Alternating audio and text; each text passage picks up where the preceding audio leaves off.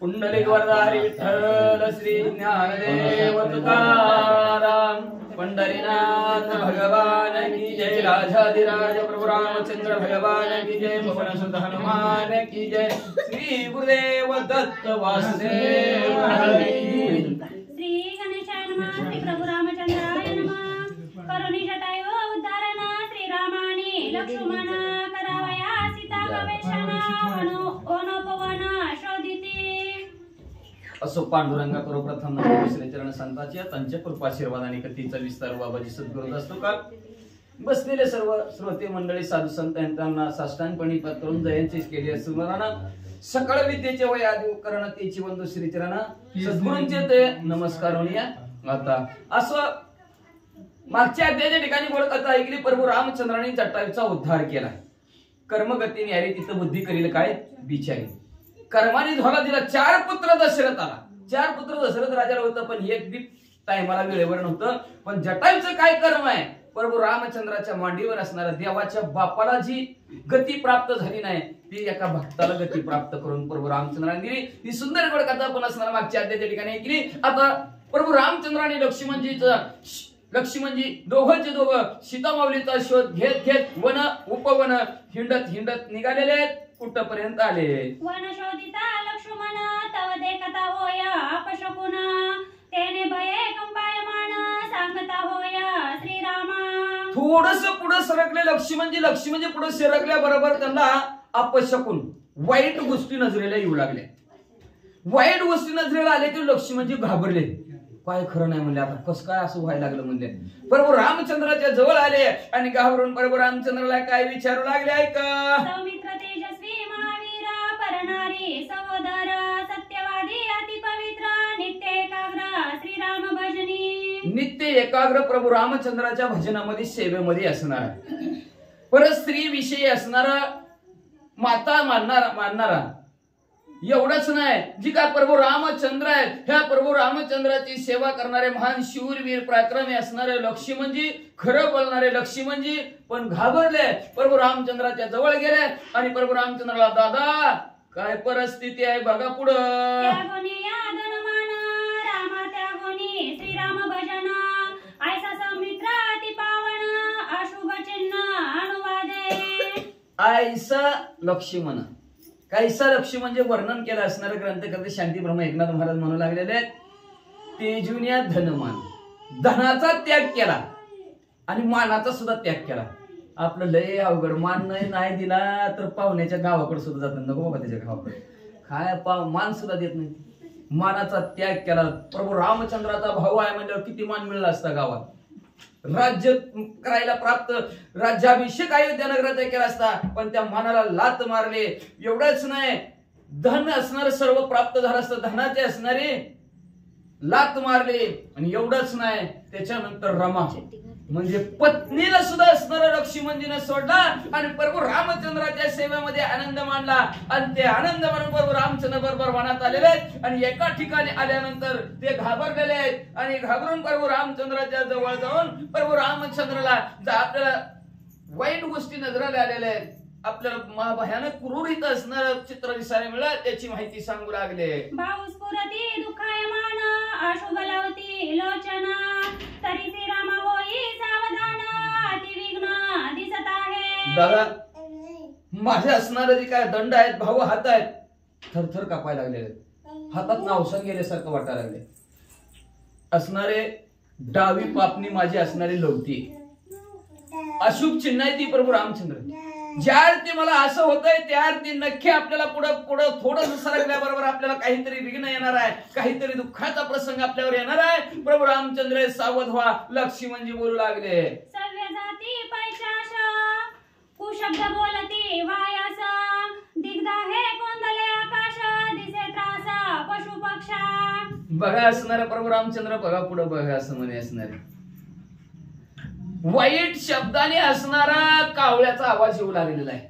आपल्या टीव्ही म्हणतात बघा टीव्ही वर की कसं म्हणते ती सोन्याची वाच सोन्याची वाच नक्की काहीतरी झालं अपशकुन झालं टीव्हीचं पूर्ण म्हणलं की त्याच्यानंतर तास पक्षी आहे तास पक्षी डावीकडून असणारा उजवीकडे असणारा आडवा गेला तास पक्षी. आपल्यात मुंबस गेलं तर उजवीकडून गेलं तर चांगलं म्हणतात, तसं डावीकडून तास पक्षी असणारा गेलेला आहे. आणि 10 दिशा असणाऱ्या ह्या आकाशासारख्या सगळ्या धुरकटल्यासारख्या दिसू लागलेल्या आहेत. आणि एवढंच नाही, सगळे पशु पक्षी सुद्धा प्रभू रामचंद्र घाबरलेले दिसतात. व काय परिस्थिती आहे या वनाच्या ठिकाणी लक्ष्मणजी विचारू लागले. ऐसे देखोनी या चिन्ह दोघे झाले सावधान, पुढे करावया गमन तव दुर्धर विघ्न ओढावले. अशा प्रकारचा असणारा वाईट परिस्थिती त्या वनाच्या ठिकाणचे प्रभू रामचंद्र लक्ष्मणजीने पाहिले गेले. बरं पुढे जायचं का नगर, पुढे जायचं का नगर. प्रभू रामचंद्र म्हणले आपण आले कशासाठी, पुढचं पाऊल टाकायसाठी झाले. म्हणजे आपण पुढे पाऊल टाकू म्हणजे पुढे चालले. तेवढ्यात भलं मोठं असणारा एक विघ्न त्यांच्यावर ओढवला. काय ऐकायला मिळालं ऐका. श्रीराम लक्ष्मणा सन्मुख वनी झाली महाक, तेने दुमदुमले तिन्ही लोक वनी व नौका गजबजले. प्रभू रामचंद्र आणि लक्ष्मणजी थोडं पुढे सरकले. सरकल्याबरोबर भली मोठी असे आवाज ऐकवाला प्रभू रामचंद्राने लक्ष्मणजीला. आवाज ऐकला. आवाज ऐकल्याबरोबर वनाच्या ठिकाणचे असणारे पशु पक्षी असतील, वनचर असतील, सर्वच्या सर्व त्या आवाजाने घाबरून गेले म्हणतात. श्वापदे आक्रोशे आरडती, एक दीर्घ स्वरे गर्जती, एक मूर्छा गता पडती, वृक्ष उन्मूळनी समूळी. एवढा असणारा आवाज घुमला. आवाजाचा प्रतिध्वनी येऊ लागला. त्याच्यामुळे पशु पक्षी घाबरले. ज्याला त्याला वाटायला लागलं ते आवाज ऐकून आपण निवांतच ठिकाणी कुठंतरी जिथं भीती वाटणार नाही त्या ठिकाणी लपून जाऊन बसू लागलं. पक्षी नाही ते असणारे किलकिल करू लागले, आरडू लागलेले आहेत. कोण असणारा पशु पक्षी बी सुद्धा पडायला लागले. त्या आवाजाचा हादरा एवढा बसला, झाड सुद्धा उलमडून पडू लागली. एवढा भला मोठा आवाज होता. ऐसे देखोनी दोघे जण धनुष्य सज्जोनिया बाण, वणीचे निर्दळावया विघ्न सावधान चालिले. आवाज ऐकले सर्व घाबरलेले आहेत, पण हे दोघंचे दोघं सावध झाले. दोघांनी असणाऱ्या वनाच्या ठिकाणचे विघ्न संपून टाकायचं, आलेल्या संकटाला तोंड द्यायचंय आणि सगळ्यावरचं संकट नाहीस करायचंय. आपला ध्येय काहीतरी परोपकारासाठी लावायचं हे प्रभू रामचंद्र लक्ष्मणजीने ठरवलं. धनुष्याला बाण लावला. शुद्ध करावे दंडकारण्य हे माझी प्रतिज्ञा संपूर्ण. वा वा वा. तरी आधी निर्सोनी त्याचे विघ्न मग गमन पुढे करू. प्रभू रामचंद्र म्हणले मी प्रतिज्ञा केलेली आहे, दंडकारण्य शुद्ध करीन. आणि ती प्रतिज्ञा आधी पूर्ण. आपलं नुसतं कधी प्रतिज्ञा पूर्ण व्हायची कधी नुसतंच म्हणायचं भारत माझा देश आहे, सारे भारतीय माझे बांधव आहेत. पुन्हा झालं प्रतिज्ञा संपली, संपलं.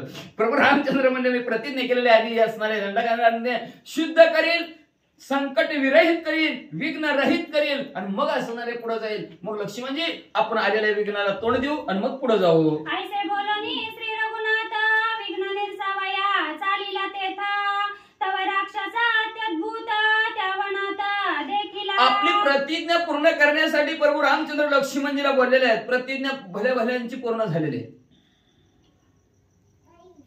धृतराष्ट्र अनेक असणाऱ्या महाभारतामध्ये ज्यांनी ज्यांनी प्रतिज्ञा केलेल्या आहेत प्रत्येकाने प्रतिज्ञा 40 लाख गेलेले आहेत. प्रतिज्ञा भरपूर करते ती, पण आपलीच असणारी ह्या कलियुगामध्ये प्रतिज्ञा पूर्ण होईना. पण प्रभू रामचंद्राने आपली प्रतिज्ञा पूर्ण करण्यासाठी लक्ष्मणजीला बोललेले आहेत. आणि लक्ष्मणजीला बोलून म्हणले असणारा दोघंच्या दोघं पुढे सरकले. तेवढ्यात महाभयानक असणारा न भूतोनी भविष्यती आजपर्यंत पूर्वी न कधी पाहिलेला राक्षस प्रभू रामचंद्र आणि लक्ष्मणजीला पाहिला. सकंठ मस्तकी नाही शिरा, आकाश प्राय दीर्घ शरीरा, उद्रोदरी मुख क्रूर दाडा मग म्हणले प्रभू रामचंद्राने राक्षसाकडे बघितलं तर राक्षस केवढं आगळपंच तगडपंप आकाशा एवढं भलं मोठं राक्षस, पण हितला भागच नव्हता. त्याला कंटासहित मुंडकच नव्हतं. ही मुंडक कुठं होतं? पोटात. आणि पाय बी नव्हतं, निस्ता कोथळा एवढंच. हितनं वर, हिकडचं वरचं बी नाही आणि खालचं बी नाही, एवढाच भाग होता. मुंडक पोटात होतं. असं राक्षस प्रभू रामचंद्राने बघितलं. दोन्ही नयन अति क्रोधी निमग्न, बरं. आणि तळवटी भग्नचरीना बैसले स्थान सोडीना. आता पाय नाहीत म्हणल्यावर बसलेलं स्थान सोडलं काय? आपल्याला पाय आहेत म्हणून इकडून तिकडून फिरून येते आणि ह्या मांडीवरून ते मांडीवर करताय. पाय असतं तर, नसतं तर जागेवर बसलं असतं. तसं त्याला पायच नव्हतं, जागच्या जागेवर बसायचा.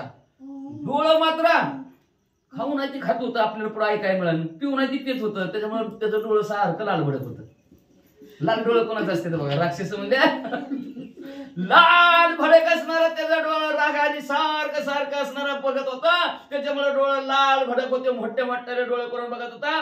हात कसं होतं वाचा, अतिसलंब दोन्ही हात एक एक बाहू योजनात, हात दश दिशा भोवत कवळणी खात पशु पक्षी. हात मात्र लांब होते. आमचं कुठपर्यंत हात आहे, माणसं म्हणते हात कुठपर्यंत येतं, लय लांब येतं, लय पुजू शका. तसं ह्याचं बी हात लय लांब येतं. एक हात म्हणजे एक एक योजन 1.5 किलोमीटर. एक योजन 1.5 किलोमीटरचा असतो.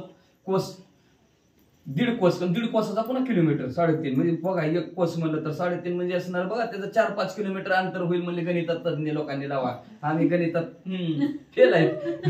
मग म्हणले एवढं त्याचं असणारा एक एक लांबच्या लांब हात होता. जागा सोडत नव्हता, काय नव्हता. हात त्याचं 10 दिशेत फिरत होतं म्हणत, असं खाली वरी इकडं पूर्व पश्चिम दक्षिण उत्तर असं फिरायचं. आणि नुसतं हाताने असं लांब कुठं पशु पक्षी दिसलं की हाताने घ्यायचा आणि गट्ट दिशी इथनं असं गिळून टाकायचा. मत्त मातंगाचे कळप वा. कामाजी होती गडप, सिंह व्याघ्रास वर्य मुप, मुखी निक्षेप दो हाती. 2 हाताने गट्टम करून टाकायचा. कुणाला? चित्ता दिसल्यावर. चित्ता आला का इकडे, काय आलं? बिबट्या बिबट्या बिबट्या. आता आणावा म्हणतो कबंदाला इकडं. काल कुठं कुठं उपळायला, आता तिकडे चालेल. आजची बातमी म्हणली असणार. मला वाटतं त्या कबंदाला पुन्हा एकदा या दंडकारण्यात आणावं लागतंय का की बिबट्या पकडण्यासाठी. मग तो म्हणले असणार, तो कबंद काय करायचा म्हणले असणार, मदन मस्त झालेल्या हत्तीचं कळप जरी असलं हाताने उसळायचा, गाठ दिशी गळून टाकायचा. चावायची सुद्धा त्याला गरज लागत नव्हती. कळपच्या कळप त्याच्या तोंडात बसायचं. म्हणलं वाघ असतील, सिंह असतील, कोल्हे असतील, काही अरण्यातले पशु पक्षी असणारे हिंस्र पक्षी जरी असले तर गट्टा गट्ट गिळून टाकायचा.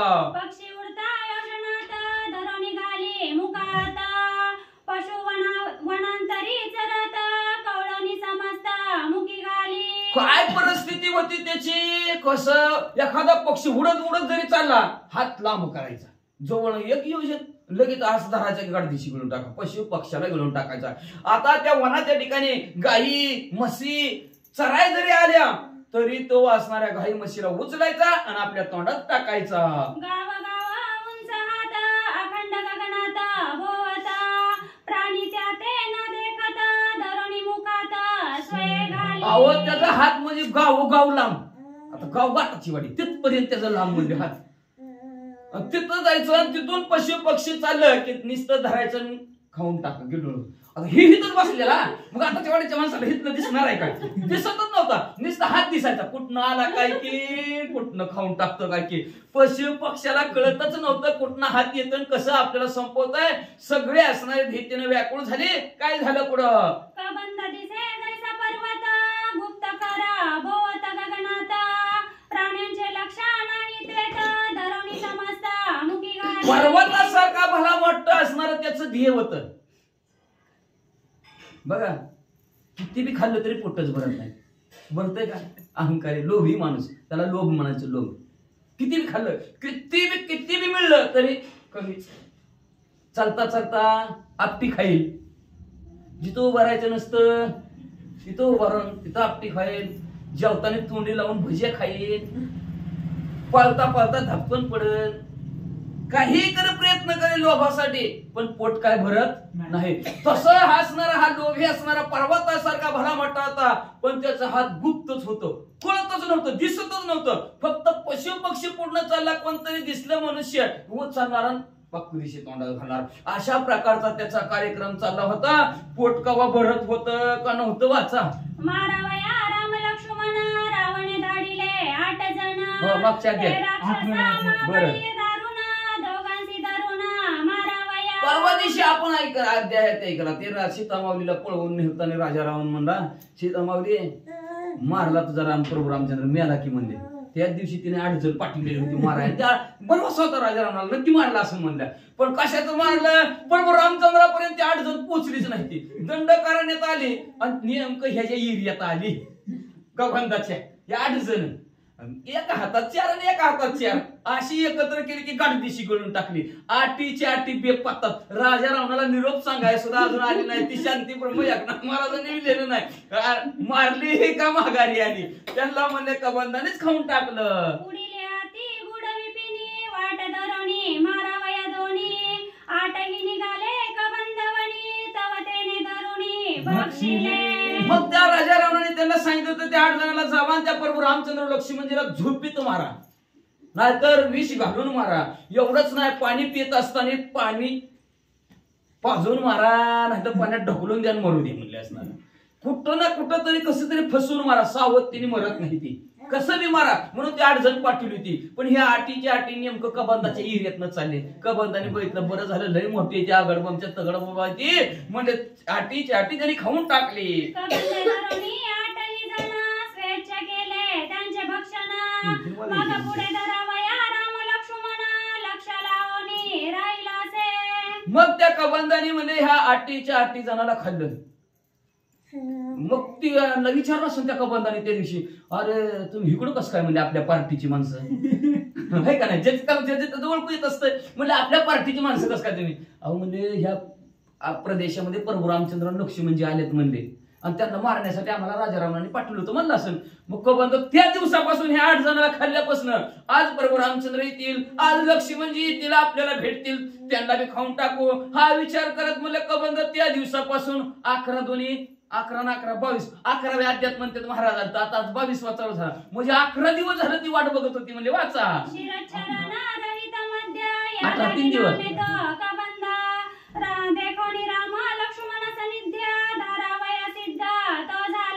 मग असणारा त्याची इच्छा पूर्ण झाली. त्याच अरण्याच्या ठिकाणी प्रभू रामचंद्र आणि लक्ष्मणजी सीता मावलीचा शोध घेत घेत घेत त्याचा हात जिथपर्यंत पोहोचतात त्या एरियात बरोबर प्रभू रामचंद्र आणि लक्ष्मणजी आलेले आहेत. ह्याला हितनच दिसलं आले बाबा म्हणून त्याने आपला हात पसरायला सुरुवात केली.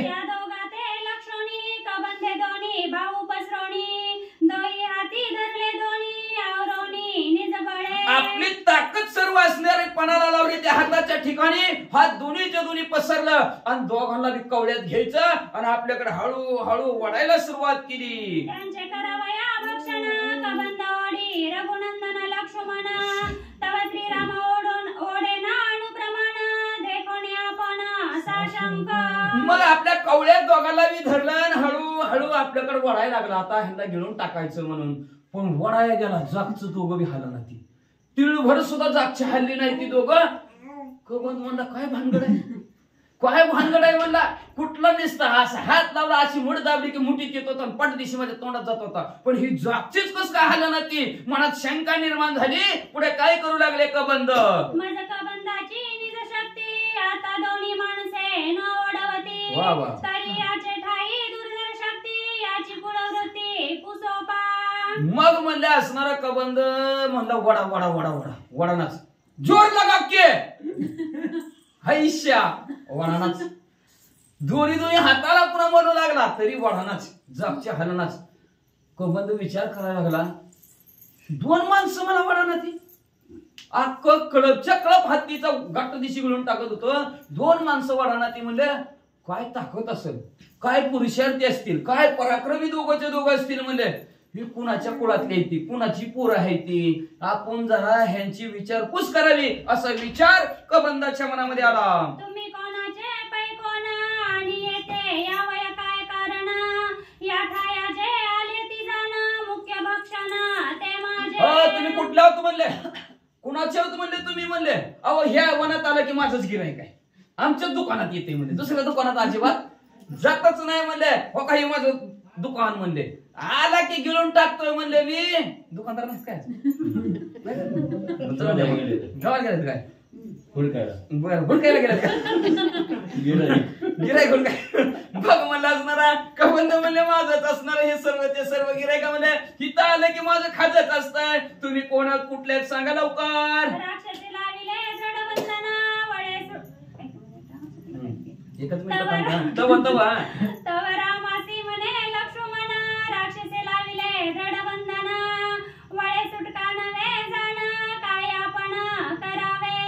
तेवढ्यात लक्ष्मणजी म्हणू लागले दादा धरलं की आपल्याला बी म्हणले आता आता नाही सुटका म्हणले, आपल्याला आता सोडत नाही म्हणले, कसं सुटायचे ह्याच्या हातून असं लक्ष्मणजी प्रभू रामचंद्राला म्हणू लागले.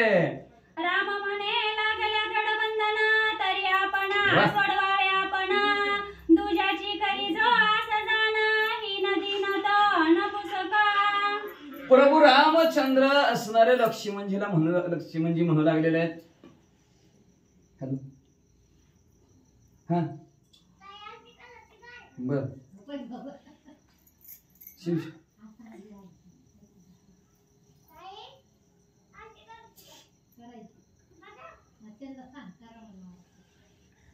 हॅलो, हा बोला. बर बर, आज होय, आज उशीर जरा लवकर पाठवलं. बर ये पाडून ये तुला वाचा, परत वाचा परत. राम म्हणे लागल्या दृढबंधना, तरी आपण सोडवावे आपण, दुजाची करी जो आस जाणा, ही नदी न तो न पुसका. लक्ष्मणजी म्हणले प्रभू रामचंद्र आपला धरला, आता आपलं काय खरं नाही असं म्हणल्या बरोबर प्रभू रामचंद्र म्हणले, तू दुसऱ्यावर विसरला, त्याचा कार्यभाग बुडावला. दुसऱ्यावर अवलंबून राहायचं नाही, ती करतेली होईल जाईल, आपण आपलं करावं. दुसऱ्यावर अवलंबून राहता कामा नये, आपण आपली करावी सोडवण. आपण आपली सोडवण करायचं असेल तर आपणच स्वतः भगवंताचं नामस्मरण करावं लागतं, चिंतन करावं लागतं, सेवा करावं लागते, दुसऱ्यावर अवलंबून राहू नये. प्रभू रामचंद्र म्हणले आपले आपण सोडवण करायची असती. जो दुसऱ्यावर विसमतो, दुसऱ्यावर अवलंबून राहतो, त्याच्यासारखा हीन, त्याच्यासारखा दिन आणि त्याच्यासारखा नपुसक, म्हणजे दड स्त्री बी नाही दड पुरुष बी नाही, मधलाच अशा प्रकारचा तो माणूस असतो. म्हणजे म्हणून दुसऱ्यावर अवलंबून राहायचं नाही, आपल्याला होतंय तेवढं करायचं. म्हणजे वाचा. सौमित्र ऐके सावचित्त, याचा पुसू दे वृत्तांत, मग याचा करी ना घात, न लागता येते क्षण मात्र. ऐका लक्ष्मणजी म्हणले असणार, आपण विचारपूस करू की म्हणले, का आम्हाला धरलंय, काय कारण तुझं. बरं आम्ही आमचं काम करायला लागलो, आमची पत्नी हरवली, प्रभू रामचंद्र म्हणतात, तिथं शोध आम्ही घेतोय. तुला बोललो का, तुझ्या बांधाला बांधाय का आमचा, नेमकं काय कारण भांडण करायचं आमच्या बरोबर, आम्हाला धरलं का तू. विचारू तू कुणाचा कोण आहेस, कुठला आहेस, आम्हाला धरायचा तुमचा संबंध काय, अशी सर्व विचारपूस करू. विचारपूस केली ना, मी एकाच बाणाने असणाऱ्या ह्या कबंदाला संपून टाकतो, असं प्रभू रामचंद्र लक्ष्मणजीला म्हणू लागले. कबंद म्हणे जरी न सांगता वृत्तांत, तरी मी तुमचा करी न घात, मग हसोनिया श्री रघुनाथ, निज वृत्तांत सांगत. कबंद तरी सुद्धा बोलायला सुरुवात केली. कबंदाने म्हणलं, अय पोरांनो, कुणाचा आवर तुम्ही, कुणाचा आवर तुम्ही सांगा लवकर. म्हणले का मला वाढवा नाव तुम्ही, बाकीची लगेच ओढत होती, माझ्या पोटात जात होती, तुम्ही ओढत नाव. शिवराव वीरवत पराक्रमी आहोत म्हणले, शक्तिशाली आहेत तुम्ही म्हणले, म्हणून तुम्हाला विचारतोय कुणाचा तुम्ही सांगा. असं म्हणल्याबरोबर प्रभू रामचंद्राला हसू आलं, आणि हसून प्रभू रामचंद्र आपण कोण आहेत लक्षात ठेवा, देवाला ओळखता येत नाही. लोभी माणूस कोणालाच ओळखत नाही. घरच्याला वरबडून खाईन, बाहेरच्याला वरबडून खाईन, कुणाला पण वरबडून खाईन, पण खाईनच, तरी सुद्धा त्याचं पोटच भरत नाही, सारखं हाव भरी असा असणारा. त्यांनी प्रभू रामचंद्राला वृत्तांत विचारला. प्रभू रामचंद्राने आपला वृत्तांत हसून सांगायला सुरुवात केली. ऐका कबंद, मी कोण आहे. अरे मी दशरथ ती रघुनंदन, रावणे केले सीताहरण, तिचे करावया गवशेन, दोघे जण येथे आलो. ऐक म्हणले असणाऱ्या कबंदा, मी दशरथी, अयोध्या नगरात दशरथ राजा, त्या दशरथाचे मुलगा प्रभू रामचंद्र, आणि हा माझा असणारा भाऊ लक्ष्मणजी, आणि दोघं मध्ये असणारा त्या राजा रावणाने असणाऱ्या सीतामाऊलीला पळवून नेलेला आहे. तिचा शोध घेण्यासाठी आम्ही दोघंचे दोघं यवनात आलेलो आहोत. आपली माहिती बरोबर रामचंद्राने सांगितले. तव दीर्घ बाहू निमग्न वदन, विक्रय रूपी कैचा कोण, मार्ग रोधवया काय कारण, निज लक्षण मज सांगे. आता प्रभू रामचंद्राने आपली माहिती सांगितली. प्रभू रामचंद्र बी म्हणले, तू बी सांग बरं कोण आहे. लांब लांब हाताचा आहे म्हण, तोंड बी तुझं असणारं पोटात गेलंय, आणि तुला पाय बी नाहीत, मग तुला असलं रूप कस काय असणार प्राप्त झालं, काय कारण बाबा, तू बी कोण आहेस, कुणाच आहेस, तुझी अशी परिस्थिती होण्याची काय. मागच्या जन्मी तू काय पाप केलं म्हणून ह्या जन्मात तुला असं राक्षस व्हावं लागलं सांगा. हेचे माझे निज व्रत तू म्हणशील बक्षावे म्या येत पाऊ बळे आकर्षित दोघे मुखात घालावया. मग असणार सांग म्हणले तुझं असणार. माझं काय आहे माहितीये का, माझं लक्षणच आहे ती. काय लक्षण आहे, कुणी बी ह्या मनात आलाय की उचलायचं त्याला खाऊन टाकायचं. मला माझ्या बी मनात भाव तोच आहे. तुम्हा दोघाला बी उचलायचं आज्यात आणि माझ्या मुखात टाकायचं खाऊन टाकायचं हे माझ्या मनात होतं. कबंदाती क्रोधानळी दोघांचे वडू सबळ बळी भाऊ कुळू पाहती समोळी परिबंधूची जाळी ओढेना. ह्याला म्हणायचं एक आहे तो सेफ आहे का नाही, एक आहे तो सेफ आहे. इकीचं बळ कशाला म्हणतात, इकीचं बळ. कबंदाने आजपर्यंत किती संपवली पण ही जोड गुळी होती. मागची फटकून फटकून येत असते आहे का नाही, एक एक येत असते म्हणून एक एकाला गिळत असत. पण ही जाळी जाळी बघितलं तुटली का लवकर, पण ही एकटं असलं की लगेच तुटल्याशिवाय राहतच नाही. मग तसं असणारा एक झाले प्रभू रामचंद्रांनी लक्ष्मणजीनं दोघांची जाळी तयार केली. एक आहे तो सेफ आहे असं म्हणली दोघं बी. दोघांनी एकमेकाच्या हाताला घट्ट धरलं आणि म्हणलं किती बी वळू देतात कबंदाने. आपली सर्व ताकद पणाला लावली कबंदाने. वडायचा प्रयत्न केला, वडायला लागला, हात उकळलं त्याचं, पण दोघं जागची हल्लीच नाही ती. तव लक्ष्मण म्हणे श्री रघुनाथा हात पेटला निज घाता बाबा तरी यासी वदावे शीघ्रता विलंबाता. तेवढ्यात लक्ष्मणजी म्हणले ह्याला किती बी समजावून सांगितलं तरी ऐकतच नाही म्हणले. स्वतःच्या पायावर दगड मारून घ्यायला लागलाय म्हणले. ह्याला सोडून द्यायचं आपल्याला, आपण आपल्या वाटणी गेलो असतो ते त्याच्या वाटणी त्याचं रोजचं खाणं खात बसला असता म्हणजे असणार. पण आपल्या समोर असणार तो आपल्याला बी गिळण्याचा प्रयत्न करायला लागलाय म्हणजे हाय स्वतःच्या पायावर दगड मारून घ्यायला लागलाय म्हणजे आता हे मरणार. म्हणून प्रभू रामचंद्र आता उशीर करू नका, 9:30 वाजले तर काढा तलवार. श्रीराम सांगे आपण यासी तवा नाहीत चरण भाऊ बळे हा सबळ पूर्ण त्या आपण प्रभू रामचंद्र म्हणले ह्याला पायच नाहीत म्हणजे हात वळा वळा वळा वळा काढतात म्हणजे आपण पहिल्यांदा ह्याचा हातच हाणू असं प्रभू रामचंद्र म्हणू लागले. आम्हा दोघा ते धरून येत याचे याने गोविले हात तरा याच्या भुजाचे दुनी येत सावचित्त निज खरगे. लक्ष प्रभू रामचंद्र म्हणू लागले लय हाताच्या जोरावर असणार लय कुठं बी लय लय त्याचा हात पचलेला इथं आणि त्या हाताच्या पोचावर लय गुरमीत वागायला लागलाय म्हणजे असणार. मग त्याचा हात म्हणजे आज गुतले तर नेमकं हात गुतलं कळलं का, जो आपल्या दोघाला धान्यात हात गुतलेला आहे म्हणले धरू दे आपला हात आहे किरकाम म्हणले. काढ तुझी तुझी तलवार, काढतो मी बी माझी तलवार म्हणले. असं प्रभू रामचंद्र लक्ष्मणजीला म्हणले. दोघांनी बी आपल्या असणाऱ्या तलवारी मेनात बाहेर काढले आणि पुढं खड्ग काढून सावचित्त श्रीरामे छेदिला दक्षिण हात आणि लक्ष्मणी त्याची क्षणात वामहस्त छेदिला. सप्तदिशी मेनात प्रभू रामचंद्राने तलवार काढली. सप्तदिशी असणाऱ्या कबंदाच्या उजव्या हात वेगळाच धडाचे वेगळाच. लक्ष्मणजीने आपली तलवार काढली गेली. सप्तदिशी कबंदाच्या डाव्या दंडावर दह्या वेगळा असणारा त्याचा बी असणारा हात झाला. दोन्ही हात संपलं. ज्या हाताच्या जोरावर उड्या मारत होता ते हातच संपलं. भुजा छेदिल्या महाथोर तव वाती रुधिराचे पुरा राक्षसाती आक्रंदे थोर तेने चराचर दुमदुमले. जेव्हा दोन्हीच्या दोन्ही हात तुटलं आता किती खात होता हे म्हणजे किती रक्त असेल ह्याच्या अंगात. भडा भडा भडा 5 मोटर लावल्यासारखा रक्त असणारं भडभड वाहू लागलं आणि रक्त वाहू लागल्याबरोबर आता त्याला दुःख झालं, दुःख कानावर झालं, मोठ्याने आरडू लागला, रडायला लागला. त्याचा आवाज एवढा निघला आकाश दुमदुमलं गेलं. परत एकदा त्या परिसरातले पशु पक्षी घाबरले. आवाज कुठनं येतोय, नाद कोंदला अंतराळी नाद कोंदला सप्त पाताळी नादे पक्षी श्वापदे आंधळी बैसली टाळी दिग्गज. एवढ्या भल्या मोठा आवाज टाकला, एवढा भला मोठा आवाज लागला दरी खोऱ्यातून प्रतिध्वनी येऊ लागला. एवढाच नाही म्हणले असणारा तो आकाशात आवाज मावेना गेला. पशु पक्षी घाबरले. अष्टमहा दिग्गज आहेत, 8 हत्ती आहेत. त्या 8 दिशेला 8 हत्तीन त्यांनी असणारं सोंडेत पृथ्वी धरलेलं आहे. त्या 8 दिग्गजांच्या सुद्धा कांटाळ्या बसल्या. एवढ्या म्हटल्याने वरडला काय राक्षसा कंपायमान तुम्ही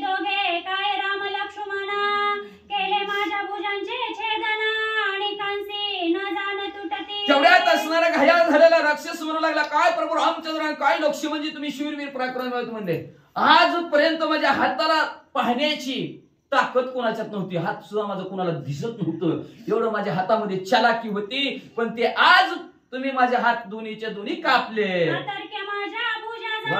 लक्ष्मण जाणे श्रीराम लक्ष्मण आणि काना करावे छेदना मूर्छा पन्ना देखोनी. आजपर्यंत म्हणले असणाऱ्या अतर्के गती तर्कच काढला नाही माझ्या हाताला कुणीच माझ्या हाताचा तर्क काढला.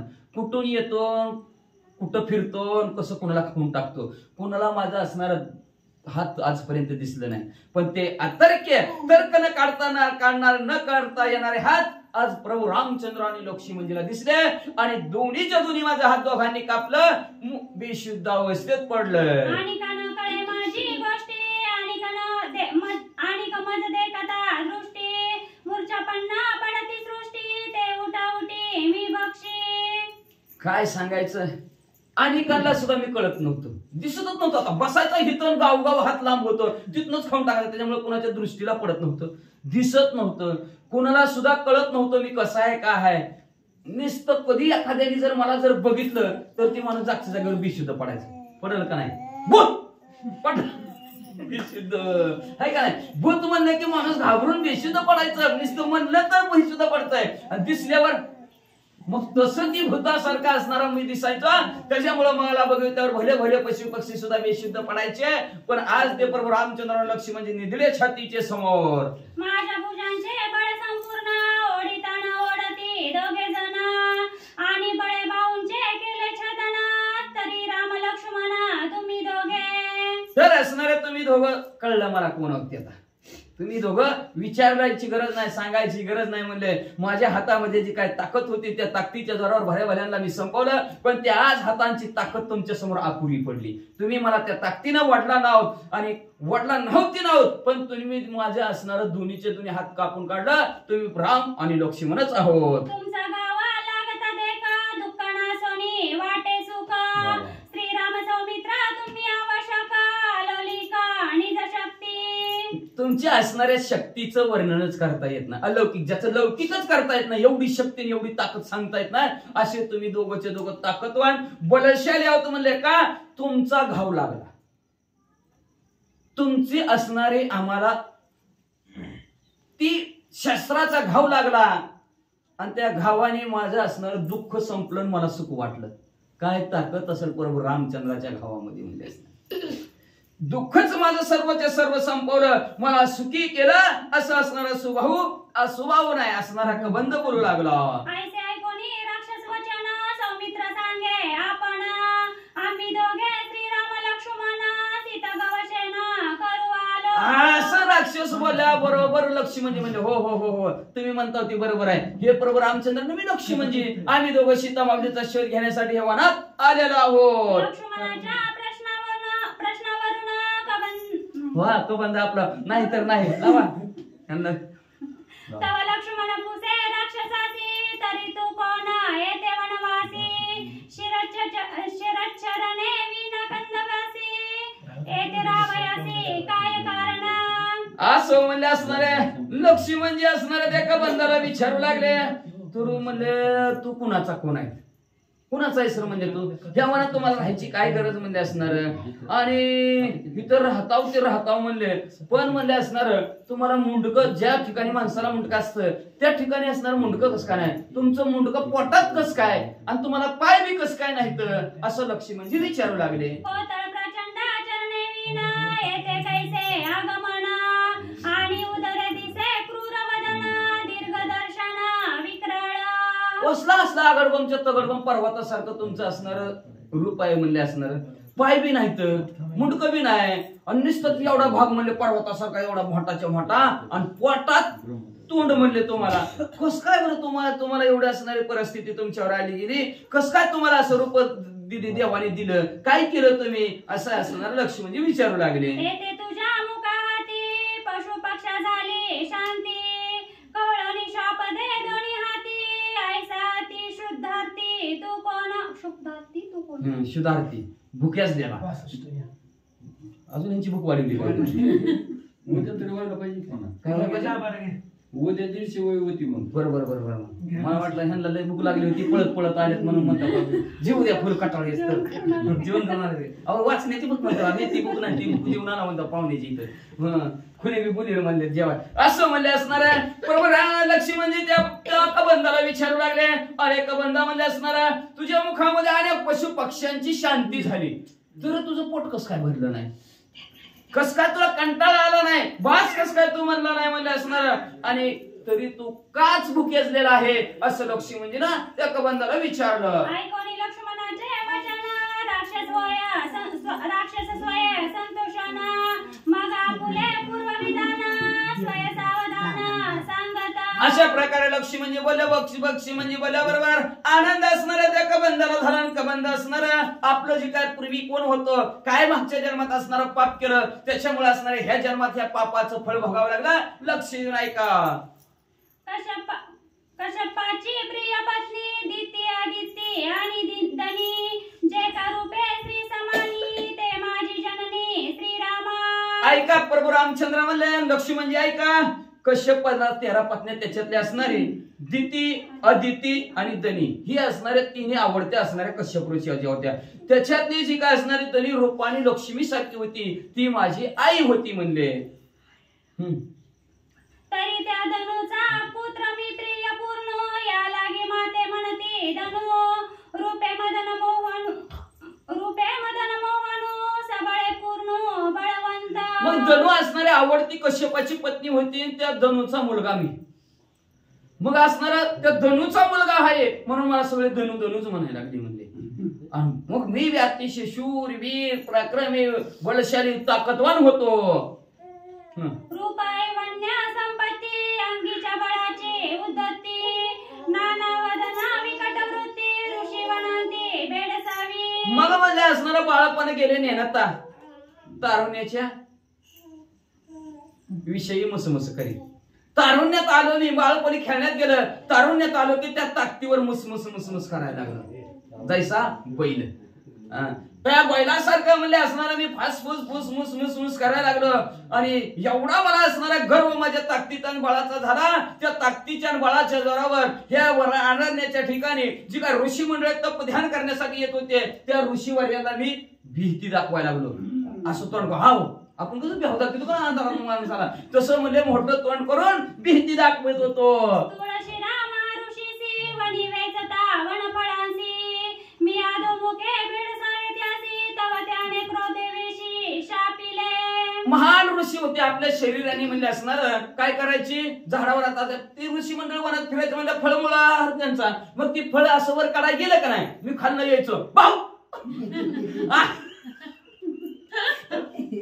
असं म्हणले. मी त्यांना भेडसावतो, त्यांना भिडशिवलं की एका कोण रोज रोज कोण सहन करणार म्हणजे माझी टिंगल आणि टवाळकी. मग म्हणले असणार माझी टिंगल टवाळकी म्हणजे असणारी सहन त्या ऋषीवर याला झाली नाही. आणि एक दिवशी त्या ऋषीने म्हणजे मला रागाने म्हणजे शाप दिला. काय शाप दिला ऐका. विक्राळ मुका योजन करा चरण रहिता स्थूल शरीरा, उदरा माझी निमग्न शिरा ओळसिया गोरा. शाप दिला म्हणजे त्या ऋषीवर याने मला तो अघोर असा राक्षस होतील, एवढा भला मोठा असणारा राक्षस होतील, अकराळ विक्राळ राक्षस होतील, लय लांबच्या लांब तुझा हात होतील, पण तुला पायच होणार नाही. तू म्हणले पाय तर नाही होणार पण म्हणले मुंडकं सुद्धा तुला होणार नाही, म्हणजे तुझं मुंडकं तुझ्या पोटात जाईल, अशा प्रकारचा शाप दिला. मग त्याचे धरणी चरण उशाप मागितला आपण, करता सीता गवशेना लक्ष्मण वना येते. मग म्हणजे असणार मी त्या ऋषीवर याला शरण गेलं, काकू त्याला म्हणजे जाऊ दे चुकलं म्हणजे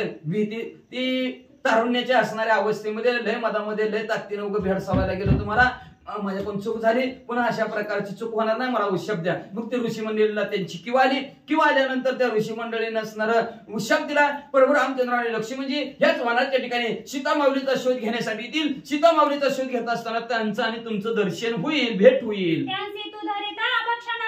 ते दोघे दोन्ही भाऊ छेदती, तेव्हा तू पावसी उद्धार गती ऐसी वरदोक्ती ऋषी वदला. ऋषीने असणारा आशीर्वाद दिला, वरदान दिलं.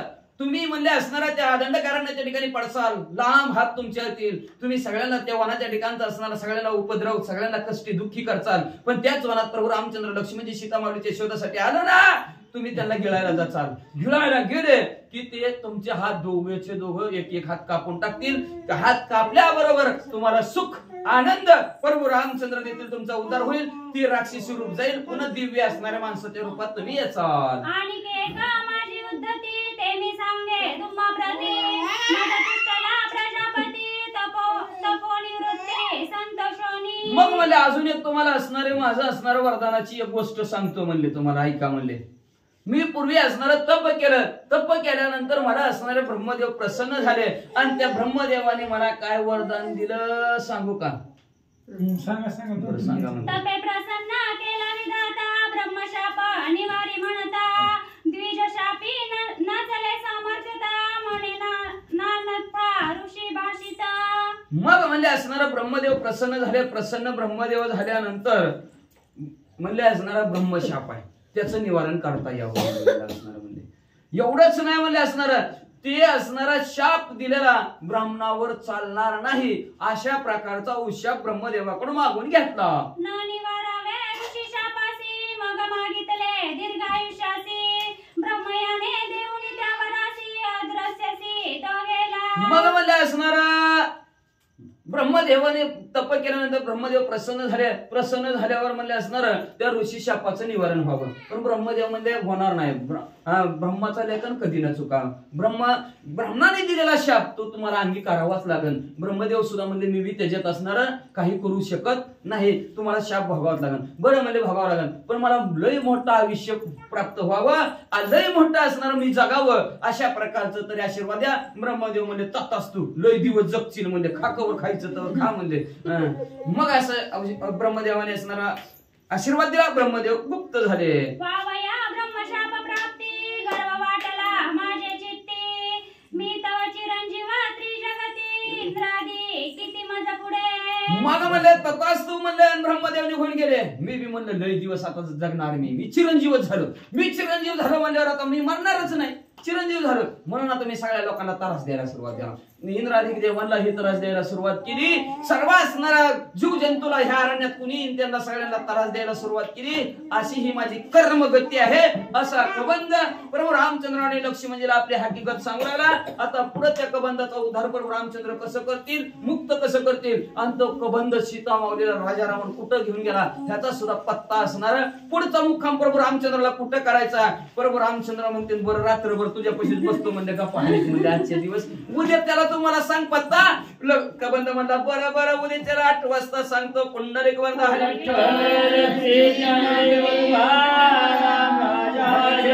प्रभू रामचंद्र भगवान की जय. पवन सुत हनुमान की जय. श्री गणेशाय नमः. श्री प्रभू रामचंद्राय नमः.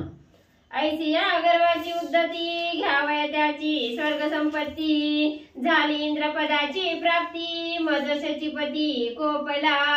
श्री गणेशाला वंदन करून प्रभू रामचंद्राचं स्मरण आणि सद्गुरूशी शरण जाऊन कथेचं अनुसंधान असणारा त्या ठिकाणी राम लक्ष्मणाला आणि कबंध राक्षस त्या ठिकाणी आपली माहिती त्या ठिकाणी सांगू लागलेला आहे की हा असणारा एवढा अवाढव्य देह असणारा देह आहे आणि तो देह असताना असणारं मुख तोंड हे असणारं उदराच्या ठिकाणी आहे, पोटाच्या ठिकाणी त्या ठिकाणी, आणि 12 गावं असणारा हात त्या ठिकाणी लांब आहे.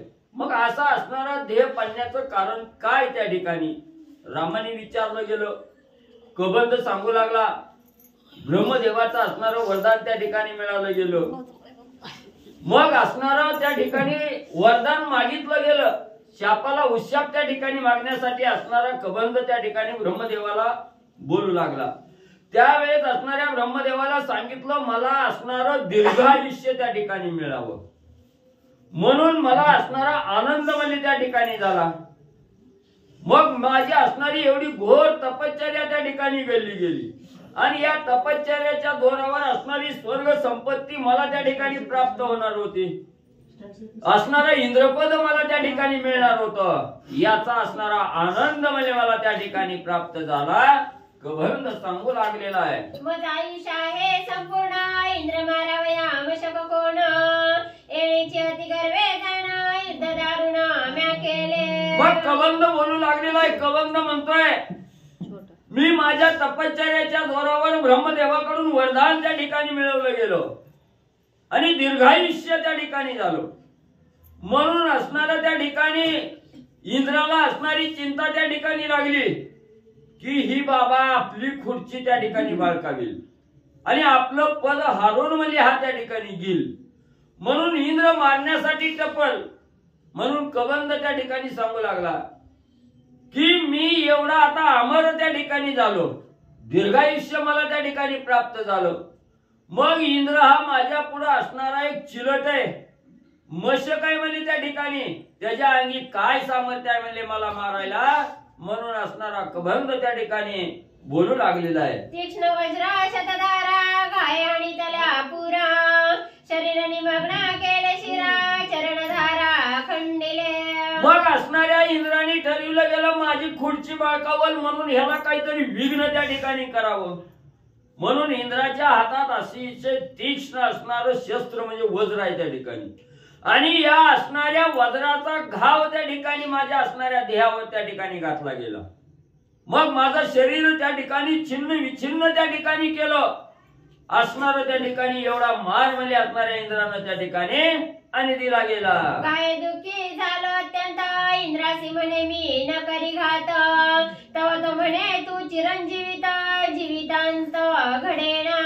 मग त्या ठिकाणी असणार म्हणजे ज्या वेळेस इंद्रानं मला म्हणजे असणार घाव त्या ठिकाणी घातला, माझी असणारी वाताहत त्या ठिकाणी झाली. त्यावेळेस मी काकुतीला येऊन इंद्राला म्हणलं, इंद्रदेवा मला त्या ठिकाणी सोडा, वाचवा. मी काय तुम्हाला म्हणजे त्या ठिकाणी घात करीत नाही, तुम्हाला त्या ठिकाणी मारित नाही. जेव्हा मी मारित नाही म्हणून सांगितलं त्यावेळेस असणाऱ्या इंद्रदेवानी तथास्तु म्हणजे तू चिरंजीव म्हणजे त्या ठिकाणी होशील असं सांगितलं गेलं आणि म्हणजे सोडलं. ऐसे बोलता सुरपती मजाली ब्रह्मशाप प्राप्ती क्षण माझी पडली भ्रांती अति उन्मत्ती राक्षस. मग त्या ठिकाणी असणारा म्हणजे ब्रह्मदेवाना असणाऱ्या इंद्रानं म्हणजे त्या ठिकाणी मला असणारा चिरंजीव त्या ठिकाणी केलं. त्यावेळेस माझ्या असणाऱ्या मनाला खात्री पटली की ब्रह्मदेवानं जो उशाप त्या ठिकाणी दिलेला होता, कोणता उशाप होता, राक्षस म्हणून त्या ठिकाणी पडशील आणि तुझ्या या असणाऱ्या देहाचा उद्धार करण्यासाठी राम लक्ष्मण वनामध्ये त्या ठिकाणी येतील आणि तुझा उद्धार करतील. याची वेळ आल्याची मला त्या ठिकाणी कल्पना झाली आणि एका क्षणात म्हणजे मला असणारी भ्रांती त्या ठिकाणी चालली गेली. असणारा कबंध सांगू लागलेला आहे. उदर उदरी दिदले मुख अति विकराळ आणि विकट दोन्ही हाता योजन एक अति अगाध आणि वार. मग लगेच असणाऱ्या त्या ठिकाणी भ्रांती चालली. असणारं तोंड म्हणजे असणारं पोटाच्या ठिकाणी त्या ठिकाणी आलं आणि लगेच असणारं एक एक योजन असणारं म्हणजे एक योजन म्हणजे असणारं 4 कोसाचं अंतर. हे 4 कोस असणारा हात त्या ठिकाणी प्राप्त झालं. दोन्ही हात म्हणजे 4-4 कोसाचं त्या ठिकाणी प्राप्त झालं आणि असं असणारा देह म्हणजे मला त्या ठिकाणी आणि प्राप्त म्हणजे झाला. जे जे सापडे हातात पशु पक्षी प्राणी नित्य भक्षित तरी क्षुदेसी नाही अंत समसमित अति दुःखी. मग ज्या वेळेस मी असणारा त्या ठिकाणी कबंध राक्षस म्हणून त्या ठिकाणी पडलो गेलो ह्या वनात, तेव्हा म्हणजे जेवढं हे 4-4 कोसाचा हात त्या ठिकाणी प्राप्त झालं आणि त्या हातामध्ये जेवढी काही शिकार येईल, मग पशु येऊ पक्षी येऊ प्राणी येऊ काही जी येईल ती म्हणजे त्या ठिकाणी हातानं ओढायचं आणि तोंडात म्हणजे त्या ठिकाणी टाकायचं. किती जरी खाल्लं तरी काय माझी भूक त्या ठिकाणी भागत नव्हती, माझी इच्छा पूर्ण त्या ठिकाणी होत नव्हती, तृप्ती काय होत नव्हती. म्हणले नवल कैसे श्री रघुनाथा काय खाऊ हे चिंता आणि नाटवेची सर्वता उदरावस्था अति दुःखी. मग रामा रामा काय सांगू म्हणजे तुम्हाला माझी असणारी अवस्था त्या ठिकाणी. किती मी खाल्लं तरी असणारी पोटाची भूकच त्या ठिकाणी भागत नव्हती. आणि खरंच आहे ह्या असणाऱ्या संसारामध्ये लिप्त झाल्यानंतर प्रत्येक साधकाला त्या ठिकाणी अवस्था असते. संसार करत असताना कितीही मिळवलं गेलं तरीही मी कमीच त्या ठिकाणी आहे, मला ही कमी आहे ती कमी आहे अशी इच्छा त्या ठिकाणी होते. आत्मा कदापिही त्या ठिकाणी तृप्त होत नाही.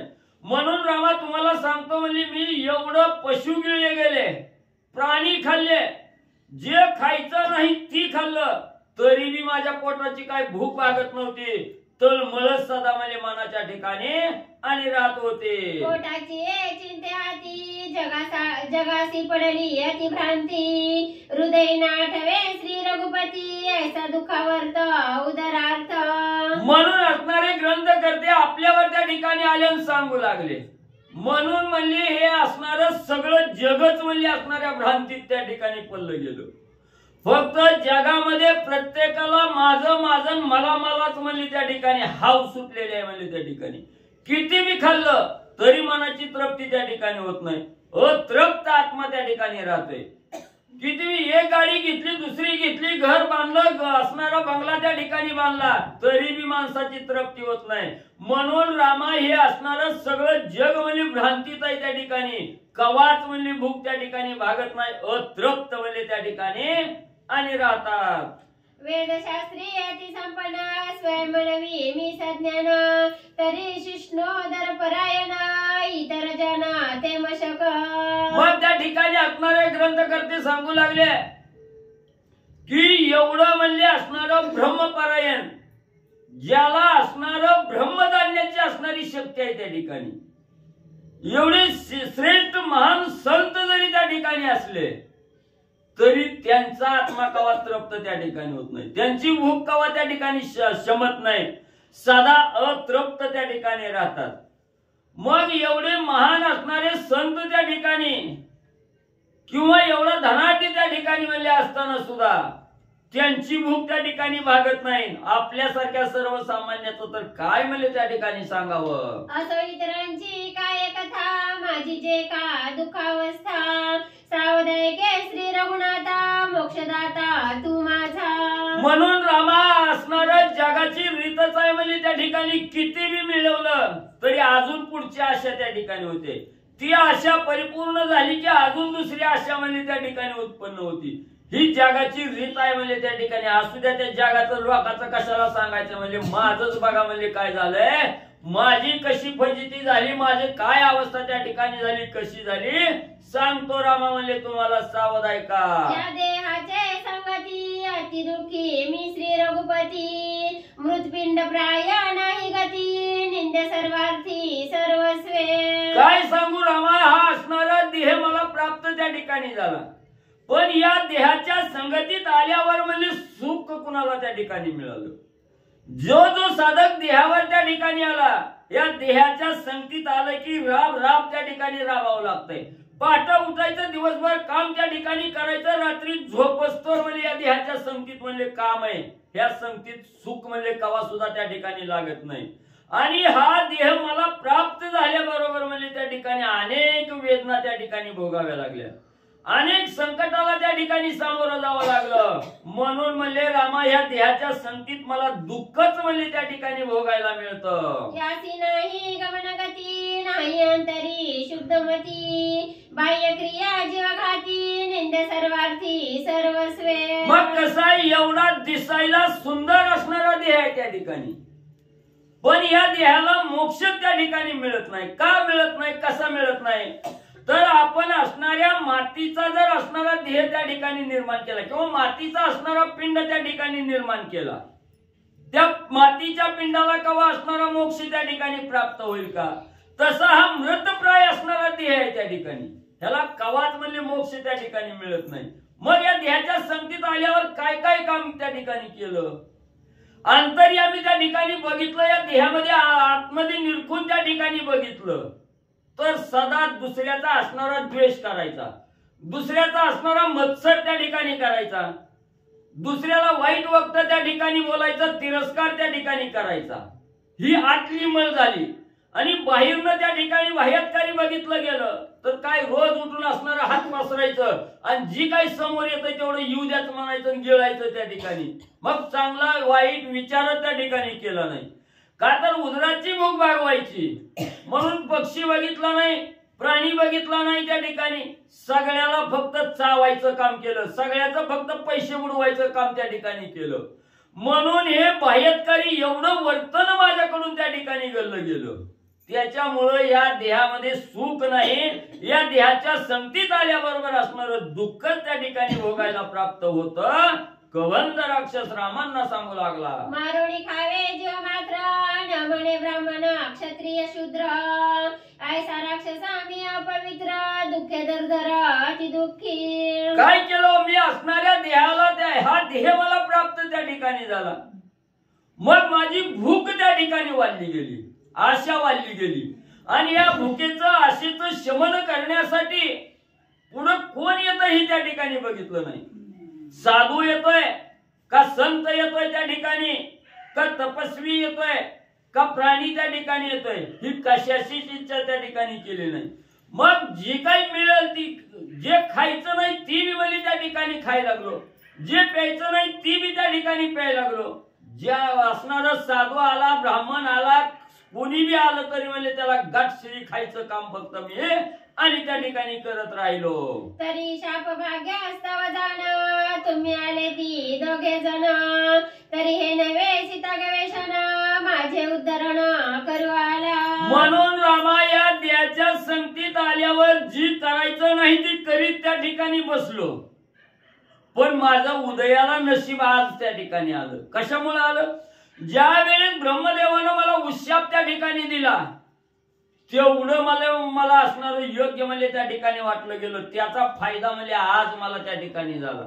आणि त्या उशापामुळे तुमचं असणारं दर्शन त्या ठिकाणी घडलं. तुम्ही म्हणले माझ्या जवळ त्या ठिकाणी आला, ही तुम्ही तुमच्या कार्यासाठी आलेलं नव्ह, सीतामाऊलीचा शोध घ्यायला त्या ठिकाणी आलेलं नव्ह, किंवा सीतेच्या दुःखासाठी तुम्ही आलेलं नव्ह या ठिकाणी, तर माझ्यावर कृपा करण्यासाठी तुम्ही या ठिकाणी आला, असं कबंध राक्षस राम लक्ष्मणांना बोलू लागला. करिता माझे बाहुच्छेदन छेदिला माझा देहाभिमान, गाय केले सावधान सुख संपन्न श्रीराम.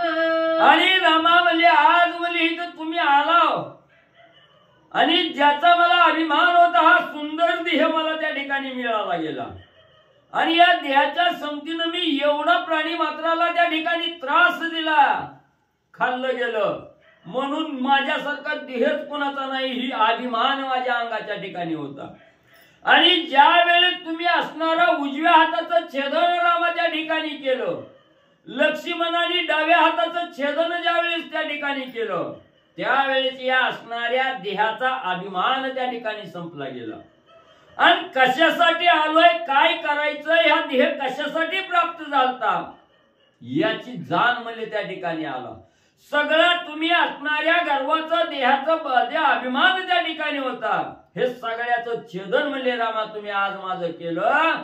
म्हणून कबंध राक्षस रामांना बोलू लागला, तुम्ही दोघे पूर्ण पुरुष सत्वनिष्ठ सद्विवेक, तुमचे चरण सुखदायक सदा सात्विक तुमचे नी. आणि कसं आहे, तुम्ही दोघही म्हणजे त्या ठिकाणी सात्विक आहेत म्हणजे त्या ठिकाणी तुमचं चरण म्हणजे ज्याला ज्याला ज्या ठिकाणी लागतात त्या साधकाला असणारी म्हणजे त्या ठिकाणी उन्नती करणारा म्हणजे तुमचं चरण आहे त्या ठिकाणी, त्या साधकाला आनंद प्राप्त देणारा म्हणजे तुमचं चरण आहे त्या ठिकाणी, त्या साधकाला मुक्त करणारा म्हणजे तुमचं चरण आहे. एवढं सामर्थ्य म्हणजे तुमच्या दोघांच्या चरणामध्ये आणि त्या ठिकाणी आहे. कबंध राक्षस बोलू लागलेला आहे, ऐसे तुम्ही धीरवीर सत्व स्वरूप महाशूर, तुम्ही निज धर्माचे माहेर चिदचिन मात्र तुम्ही दोघे. आणि तुम्ही दोघंही त्या ठिकाणी कसे आहेत, धीर वीर आहे त्या ठिकाणी, आणि धर्माचं रक्षण करणारे सात्विक आहेत. तुमच्या जवळ खोटं काही त्या ठिकाणी नसतं, सत्य आणि सत्य त्रिकालवादी सत्य म्हणजे फक्त तुमच्या जवळ त्या ठिकाणी असतं, आणि समोरच्याला असणारा मोक्ष प्राप्त करून देण्याचं सामर्थ्य तुमच्या मध्ये त्या ठिकाणी सामावलं गेलं. एवढा आनंद तुमच्या चरण पाहिल्यानं त्या ठिकाणी प्राप्त होतो. एवढं सामर्थ्य राम लक्ष्मणा तुमच्या दोघांच्या आणि मध्ये आहे. तुम्हासे देखताची दृष्टी निमळल्या विद्या पापे कोटी, सुख स्वरूपी झाली भेटी कृपाळ सृष्टी श्रीराम. आणि रामा रामा ज्याला ज्याला म्हणजे तुमचा असणारा मुखचंद्र पाहिला त्या ठिकाणी मिळतोय, ज्याला ज्याला तुमचा असणारा चरण वंदन त्या ठिकाणी प्राप्त होतं, त्या साधकाच्या हातून कोट्यावधी पातक जर त्या ठिकाणी घडलेलं असलं, पर्वता एवढं पातकाचं ढीग त्या ठिकाणी लागलं, तर त्या पातकाचं एका क्षणात म्हणजे असणार त्या ठिकाणी नायनाट करता येतो. एवढं तुमच्या असणाऱ्या दर्शनानं, तुमच्या असणाऱ्या मुख पाहण्यानं म्हणजे त्या असणाऱ्या साधकाला म्हणजे आनंद प्राप्त होतो. दुःखातून साधक म्हणजे अलिप्त त्या ठिकाणी राहतो. एवढं सामर्थ्य रामा तुमच्या असणाऱ्या मुखचंद्रामध्ये, तुमच्या असणाऱ्या चरणामध्ये त्या ठिकाणी आहे. कबंध राक्षस रामाची स्तुती करून बोलू लागलेला आहे. तुम्ही दोघे अलौकिका तुमच्या चरणा ओळंगता देख, दुःख छेदुनी दिले सुख परम पुरुष तुम्ही दोघे. आणि अलौकिक असं असणारं कार्य तुमचं आहे त्या ठिकाणी. तुमच्या असणाऱ्या कार्याची गणनाच त्या ठिकाणी करता येत नाही. किती बी असणारा दुःखी साधक म्हणजे तुमच्या समोर त्या ठिकाणी आला, चरणावर लोटांगण त्या ठिकाणी घातलं गेलं, त्या साधकाचं सगळं दुःख म्हणजे त्या ठिकाणी हरून जातो. ते दुःख नाहीच त्या ठिकाणी होतं. आणि त्या साधकाला रामा तुम्ही असणारा आनंद प्राप्त करून देता, त्या साधकाला मोक्षाचा मार्ग त्या ठिकाणी देतात. एवढं सामर्थ्य रामा तुमच्या दोघांमध्ये त्या ठिकाणी आहे. कबंध राक्षस सांगू लागलेला आहे. पापकारी अति निंदित राक्षस योनी अधपात, त्यामध्ये केले निर्मुक्त ब्रह्मभूत तुम्ही दोघे. कसं आहे रामा, मी काय त्या ठिकाणी अवस्था होती माझी, राक्षस योनीत त्या ठिकाणी होतो. सतत पापात्मक कर्म करणारा त्या ठिकाणी होतो. दुसऱ्याला फक्त त्रास द्यायचा. ब्राह्मण बघायचं नाही, प्राणी बघायचं नाही, पशु बघायचं नाही, येईल ती गाठशिरी गिळायचं. एवढा अधम पाप असणारा त्या ठिकाणी करणारा मी त्या ठिकाणी होतो. पण रामा तुम्ही माझ्यासारख्या पाप्याला सुद्धा त्या ठिकाणी मुक्त केलं. पाप्याला सुद्धा ह्या असणाऱ्या पापात्मक कर्मातून बाजूला त्या ठिकाणी काढलं. म्हणून रामा तुम्ही असणार एवढं श्रेष्ठ तुमचं त्या ठिकाणी आहे. असा कबंध राक्षस राम लक्ष्मणाची स्तुती करून बोलू लागलेला आहे. ऐसे बोलणे आपण कबंध घाली लोटांगण, माझे केलिया देहदान सांगेन संपूर्ण सीता शुद्धी. मग असणाऱ्या कबंधाना म्हणले प्रभू रामचंद्राच्या चरणावर लोटांगण त्या ठिकाणी घातलं, साष्टांग दंडवट घातला आणि सांगितलं, रामा हा माझा देह आता त्या ठिकाणी पडणार आहे. या देहाचं विसर्जन त्या ठिकाणी तुम्ही करा. आणि या देहाचं विसर्जन केल्यानंतर तुमची असणारी पत्नी सीता माऊली जी कोणी हरून त्या ठिकाणी नेलेली आहे, तिची असणारी शुद्धी म्हणजे त्या ठिकाणी सांगल. सीता कुठं आहे, कुठं सापडल, कुठल्या मार्गाने गेलेली आहे, ही सविस्तर माहिती म्हणजे तुम्हाला सांगतो. आधी तुम्ही असणाऱ्या माझ्या या देहाचं विसर्जन म्हणजे त्या ठिकाणी करा. सीता शुद्धी मी सांगेन हे ऐकोणी श्रीराम वचन, त्यासी पुसे स्वयं आपण अति सावधान शुद्धार्थी. मग रामाला वचन त्या ठिकाणी असणाऱ्या कबंधानं दिलं. रामा या देहाचं विसर्जन केल्याबरोबर सीतेची शुद्धी त्या ठिकाणी सांगतो म्हणल्याबरोबर रामाला आनंद त्या ठिकाणी झाला. आणि प्रभू रामचंद्राला उत्सुकता लागली की असणारी सीतेची शुद्धी कशी होणार आहे, कुठं होणार आहे, याच्याविषयी कबंधाला प्रभू रामचंद्र त्या ठिकाणी बोलू लागले. काय बोलू लागले ऐका पुढं. श्रीराम पुसे कबंधासी सीता शुद्धी सांगेन म्हणसी, कोणी नेली कोणी स्थळासी कोणी देशी ते सांगे. मग प्रभू रामचंद्र त्या ठिकाणी कबंधाला बोलू लागले, कबंधा तू बोलतोय सांगतोय की तुम्हाला सीतेची शुद्धी त्या ठिकाणी सांगतो, मग लवकर सांग. त्या ठिकाणी असणारी सीता कोणी चोरून त्या ठिकाणी नेली, कोणी हरण करून नेली, कुठल्या दिशेला नेली, कुठल्या मार्गाने नेली, ही सविस्तर कबंध लवकर म्हणजे मला सांग. बुद्धी करोणी सावधान स्वस्त करोणी निज मन, सीतेचे घेऊ ते गमन स्थान मान मज सांगे. मग कबंधावली ही असणारी शुद्धी सांगत असताना चित्त बुद्धी अंतकरण म्हणजे त्या ठिकाणी शुद्ध पाहिजे, एकाग्र चित्त त्या ठिकाणी पाहिजे. आणि तू अगोदर असणारी चित्त बुद्धी म्हणजे त्या ठिकाणी समरस कर, एकाग्रता अवस्था त्या ठिकाणी कर. आणि योग्य प्रकारे अशी असणारी खुली माहिती असणारी जी कुणी असणाऱ्या सीतेचं हरण केलेलं आहे, कुठल्या गावाला घेऊन गेलेला आहे, कुठल्या मार्गाने घेऊन गेलेला आहे, कसा घेऊन गेलेला आहे याच्या विषयीची सविस्तर माहिती कबंदा मला सांग असणाऱ्या प्रभू रामचंद्राने कबंदाला म्हणजे विचारलं. ऐसे कोणी श्रीराम वचना कबंद सांगे आपण, ऐसे माझा आहे ज्ञान ते सावधान अवधारी. मग असणाऱ्या प्रभू रामचंद्राचं वचन बोलणं असणाऱ्या कबंदानं ऐकलं गेलं आणि कबंद बोलू लागला, रामा सांगतो, पण कथा सांगत असताना ऐकणाराही तेवढाच सावध त्या ठिकाणी असावा. म्हणून म्हणले जेवढं मला ज्ञान आहे, जेवढी मला माहिती आहे ही रामा मी सांगतो, पण तुम्ही बी म्हणले अतिशय सावध होऊन म्हणले असणारी कथा त्या ठिकाणी आणि ऐका. श्री गणेशाय नमः, श्री सरस्वते नमः, श्री प्रभू रामचंद्राय नमः. मग लक्ष्मणासी उभे करुणी कबंद सांगे गरजोनी, श्रीरामाची धर्मपत्नी गेला घेऊनी रावण. मग लगेच असणारा कबंद सांगू लागला. वर्णवाच ऐसे ऐकोनी श्रीराम वचन कबंद सांगे आपण, ऐसे मजा हे ज्ञान ते सावधान अवधारी. मग म्हणले असणारा कबंद त्या ठिकाणी सांगू लागला की रामा जेवढं मला असणार ज्ञान आहे, जेवढी माझी बुद्धी चलती तेवढं म्हणले मी त्या ठिकाणी सांगतो. मग म्हणले ती सांगत असताना तुम्ही सावध त्या ठिकाणी व्हा आणि मी जी काय सांगतोय ती सावध रीतीने ऐका. मग लक्ष्मणासी उभे करुणी कबंद सांगे गरजोनी, श्रीरामाची धर्मपत्नी गेला घेऊनी रावण. मग कबंदाने अगोदर सांगितलं, लक्ष्मण महाराज तुम्ही म्हणले उठून उभा राहा.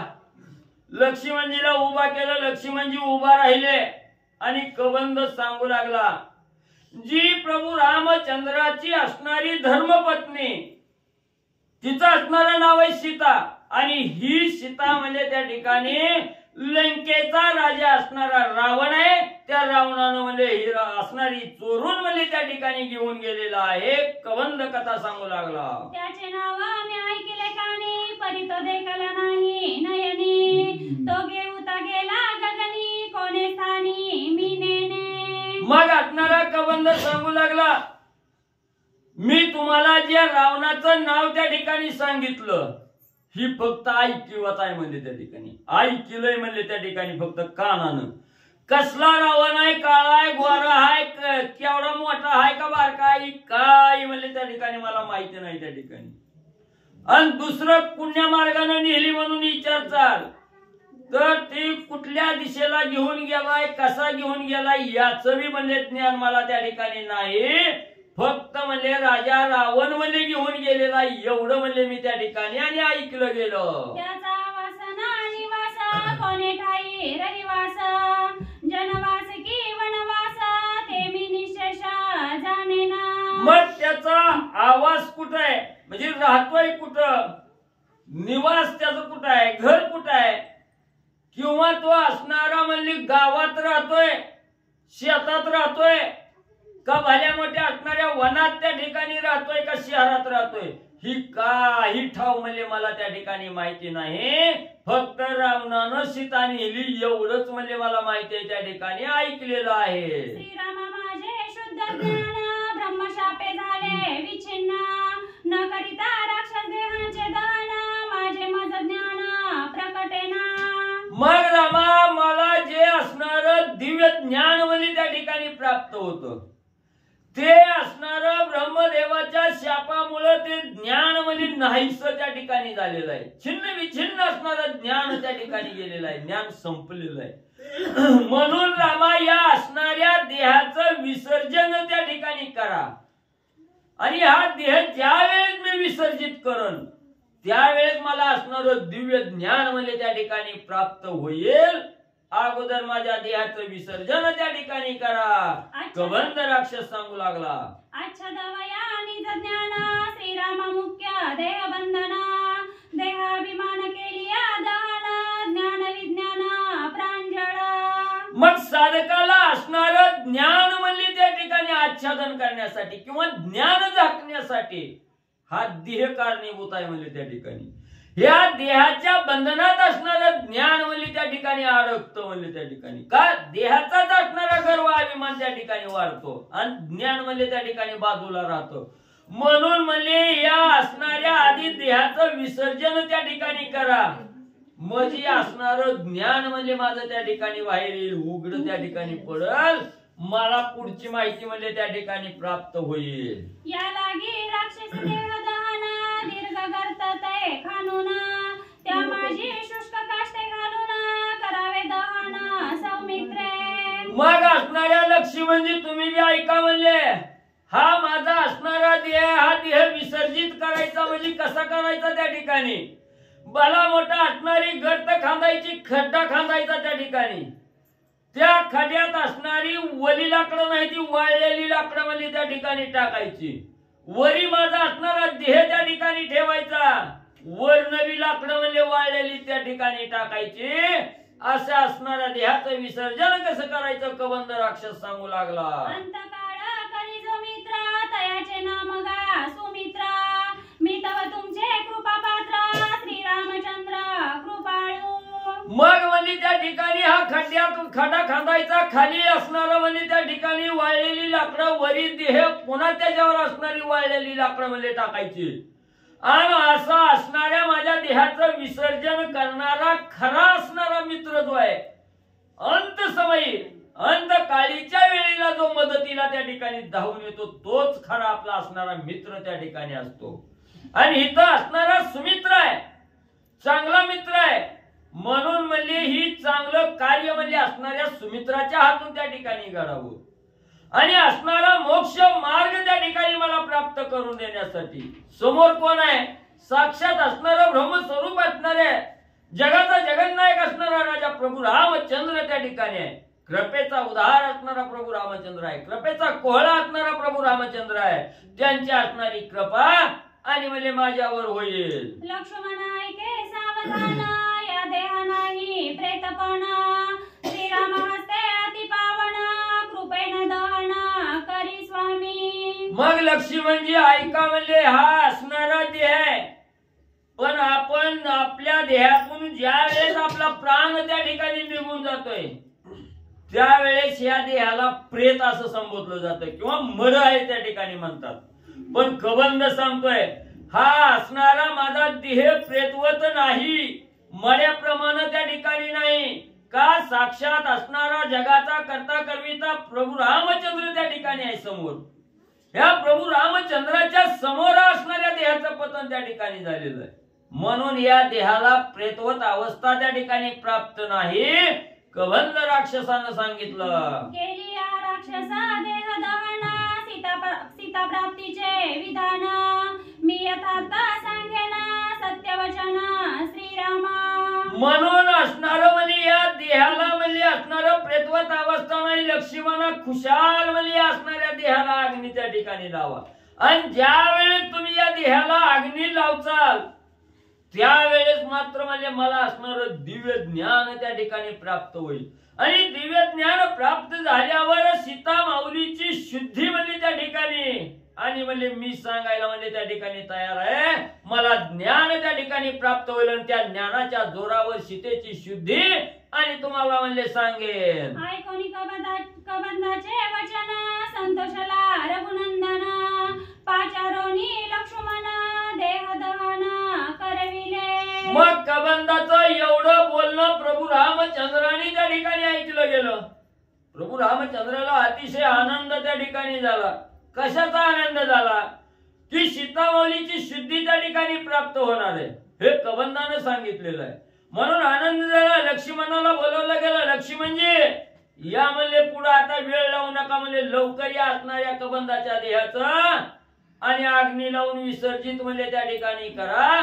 रामाने लक्ष्मणांना सांगितलं, कबंधाचे देह दहन चित्ते माझी करिता जाण तो निंद्य देह त्यागुण झाला आपण दिव्य देही. मग राम आज्ञा त्या ठिकाणी झाली. लक्ष्मणजी तत्पर त्या ठिकाणी झाले. कबंधाच्या देहाला अग्नी त्या ठिकाणी लावला गेला. ज्यावेळेच्या असणाऱ्या निंदनीय असणाऱ्या देहाला लक्ष्मणाच्या हातून अग्नी त्या ठिकाणी दिला गेला त्यावेळेस तो असणारा देह अग्नीत जळून त्या ठिकाणी गेला आणि त्याच कबंधाला दिव्य असा देह त्या ठिकाणी प्राप्त झाला. दिव्यांबरा परिधाना नर्गभूषणे दिव्य चंदना मांदार पारिजाता सनातना माळा परिधाना मगमगित. मग ज्या वेळेस या निंदनीय देहाचा असणारं पतन त्या ठिकाणी झालं, जाळून भस्मसात झाला, दिव्य देह प्राप्त झाला आणि दिव्य देह प्राप्त झाल्याबरोबर त्याला असणारं त्या ठिकाणी सालंकार अलंकार त्या ठिकाणी प्राप्त झाले. पितांबर त्या ठिकाणी नेसायला मिळाला गेला. एवढंच नाही, असणारं पारिजातकाचं असणारं हार म्हणजे गळ्यामध्ये त्या ठिकाणी प्राप्त झाले आणि एवढं तेज त्या असणाऱ्या देहाला त्या ठिकाणी मिळालं गेलं.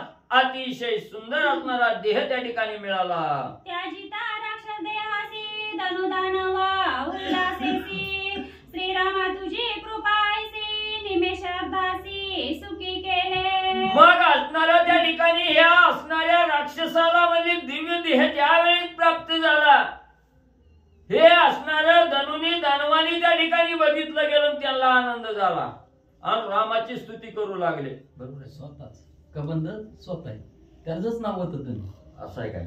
मग म्हणजे तो असणारा जो धनुचाच असणारा धनुच्या कुळातील म्हणजे हा कबंध त्या ठिकाणी होता, त्याला आनंद त्या ठिकाणी झाला आणि रामाला तो असणारा राक्षस बोलू लागला की म्हणजे रामा तुमच्यात एवढं सामर्थ्य आहे म्हणजे त्या ठिकाणी, एवढा असणारा निंदनीय देह त्या ठिकाणी होता, त्याला भस्मसात त्या ठिकाणी केलं, दिव्य देह प्राप्त केला.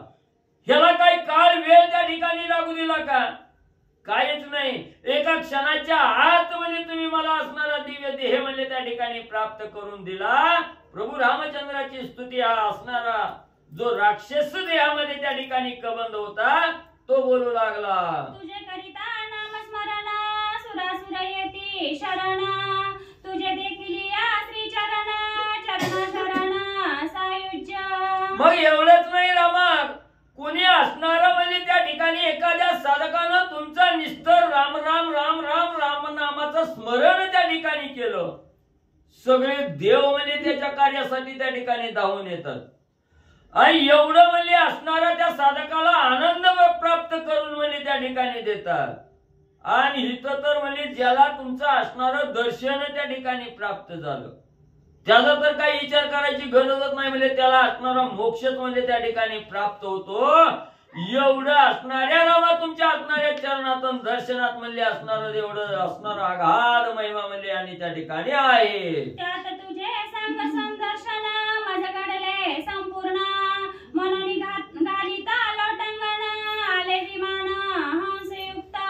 मग ज्या वेळेस दिव्य देह त्या ठिकाणी मिळाला गेला, त्यावेळेस असणारं त्या ठिकाणी म्हणजे असणारं स्वर्गाहून असणारं विमान म्हणजे वैकुंठाहून असणारं विमान म्हणजे त्या ठिकाणी आलं आणि असणारं त्या ठिकाणी रामाच्या समोरच म्हणजे असणाऱ्या कबंधाला नेण्यासाठी दिव्य विमानाची स्वारी म्हणजे त्या ठिकाणी आली. धन्य द्विजाचा निज शापा शापे केला निष्पापा श्रीराम भेटला चित स्वरूपा सुखरूपा मी झालो. मग त्या ठिकाणी असणारा कबंध म्हणू लागला, मला ज्या असणाऱ्या ब्रह्मदेवाने असणारा शाप म्हणजे त्या ठिकाणी दिलेला होता, त्या शापानं मी धन्य धन्य त्या ठिकाणी झालो. हा असणारा देह त्या ठिकाणी राक्षस देह त्या ठिकाणी संपला गेला, मला असणारं वैकुंठ त्या ठिकाणी प्राप्त झालं. हे कशामुळं? असणाऱ्या ब्रह्मदेवाच्या शापामुळे त्या ठिकाणी मी धन्य झालो आणि त्याच्यामुळे असणारं रामाचं दर्शन झालं, रामामुळे असणारं वैकुंठ त्या ठिकाणी प्राप्त झालं. म्हणून असणारा आनंद त्या ठिकाणी करून असणारा कबंध बोलू लागलेला आहे. सुखरूपा चराचर सुखे भरले सागर कबंधासी उत्साह थोरा श्रीरामचंद्र संतुष्टला. मग एवढंच नाही, असणाऱ्या ह्या कबंधाची अवस्था बघून चराचराची जीव मात्र आहे त्या ठिकाणी, ह्या सगळ्याला आनंद त्या ठिकाणी झाला की असणाऱ्या ह्या राक्षसावर प्रभू रामचंद्र त्या ठिकाणी संतुष्ट झाले आणि असणाऱ्या राक्षसाचा उद्धार म्हणजे असणाऱ्या रामाने त्या ठिकाणी केला. म्हणून सगळ्याला म्हणजे त्या ठिकाणी आणि आनंद म्हणजे होऊ लागला. तसाच आनंद असणाऱ्या कबंधाला हे आणि त्या ठिकाणी म्हणजे झाला. कबंधाती उल्हासोनी बैसरा हंस विमानी सीता प्राप्तीचे विधानी स्वयं गरजोनी सांगत. मग असणारा त्या ठिकाणी विमानाला हंसयुक्त विमान आहे, त्या विमानाला असणारा हंस आहे म्हणजे त्या ठिकाणी. आणि या विमानामध्ये असणारा दिव्य देह धारण करून असणारा कबंध त्या ठिकाणी बसला गेला. आणि विमानामध्ये बसल्यानंतर प्रभू रामचंद्राच्या समोर हात जोडून असणारा कबंध सीता माऊलीची शुद्धी आणि त्या ठिकाणी सांगू लागलेला आहे. चला अरे भाऊ नाही यायचं सोप्या कबंध बैसोनी विमानी श्रीरामा सांगे कळवळोनी सीता शुद्धीचे विधानी सावधानी अवधानी. ग्रंथकर्ते श्री संत एकनाथ महाराज या ठिकाणी सांगतायत, कबंधाच्या शरीराचं दहन केलं लक्ष्मणजींनी. पावन अशा प्रकारचं त्याचा दिव्य देह त्याला भेटला. राक्षस देह संपला, दिव्य अशा प्रकारचा देह त्या धनुदानवाला भेटला. तोच कबंध झालेला होता. कबंध नाव कशामुळे पडलं होतं? मुंडकं नव्हतं, मधला जो भाग होता म्हणून त्याला कबंध म्हणत होते. आणि तो असणारा राक्षस त्याचा उद्धार झाला. आणि आधीच सांगितलं होतं त्यानं, ज्ञानाला मुख्य असणारं बंधन म्हणजे देहाचा अभिमान आहे. ते जाळलं की मग ज्ञान प्राप्त होतं. लक्ष्मणानं त्याचं दहन केलं आणि जी पहिलं ज्ञान ब्रह्मदेवापासून आलेलं ज्ञान होतं ते ज्ञान प्राप्त झालं. आणि त्या ज्ञानाच्या बळावरती सीता शुद्धी सांगू लागला. ऐका ऐके श्रीरामा सत्योत्तरा सीता भेटावया ती सत्वरा सुग्रीवासी करी मित्र वानरवीरा महाबळी. आणि त्यावेळेस कबंध सांगू लागला, रामा तुम्हाला सीता शुद्धी जर मिळायची असेल, सीतेची शुद्धी जर तुम्हाला करायची असेल तर मदतीला कुणाला तरी घ्या. कुणाला तरी घेण्यापेक्षा इथून थोड्याशा अंतरावरती जावा. वानरांचा राजा सुग्रीव आहे आणि महाबळी वानर आहेत. ते अत्यंत बलवान आहे. त्यांच्यापाशी अफाट ताकद आहे. एवढी बलवान आहेत त्यांनी उड्डाण जरी केलं तरी मोठमोठाले झाड पर्वत अंगाच्या वाऱ्यानं उडून पडतात. एवढी बलवान ते वानर आहेत आणि त्यांच्या बरोबर मैत्री करा असं तो कबंध सांगू लागला. पाले खाई रे वानरा केवळ नव्हते वनचरा किष्किंधेचा राज्यधरा सैन्यापार जयाचे.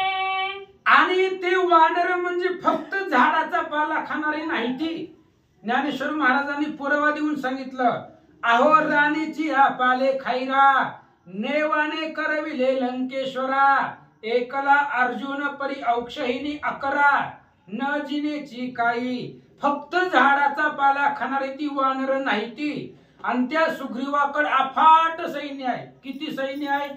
समुद्राचे खडे थोडे इतुके सैन्य मिळेल पुढे रावण कायसे बापुडे आणि न रोकडे बांधोणी. पुढे सुग्रीव राजा सांगतोय, रामा आमच्याकडे काही सैन्याला कमी नाही. अहो सुग्रीव राजा फक्त किष्किंधेचा राजा आहे. पण ज्यावेळेस रामाचं कार्य असेल देशातली सगळीच वानर एका जागेवरती होतात.